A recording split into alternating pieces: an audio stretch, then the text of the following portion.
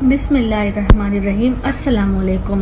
حضرت عائشہ رضی اللہ تعالی عنہا فرماتی ہے کہ ایک دن حضور صلی اللہ علیہ وسلم گھر آئے۔ میں نے دیکھا آج حضور بہت خوش ہے۔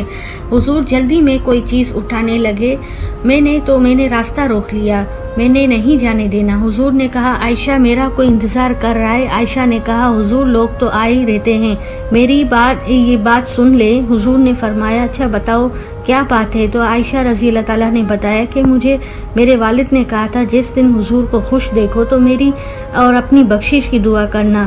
حضور نے ہاتھ اٹھائے، اے اللہ عائشہ اور ابو بکر کو عزت والی زندگی عطا فرما، اے اللہ ان کا حساب قیامت میں آسان فرما۔ اور پھر کہا اے اللہ انہیں بغیر حساب ہی جنت عطا فرما۔ حضور دعا مانگ چکے تو پوچھا حضرت عائشہ خوش ہو گئی؟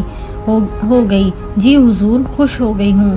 حضور اٹھ کے جانے لگے تو واپس لوٹ آئے اور کہا عائشہ میری دعا سن کے رو رہی ہو؟ مجھے قسم ہے اللہ کی عزت کی، میں نے اپنے ہر امتی کے لیے یہی دعا دن میں 2 مرتبہ مانگتا ہوں۔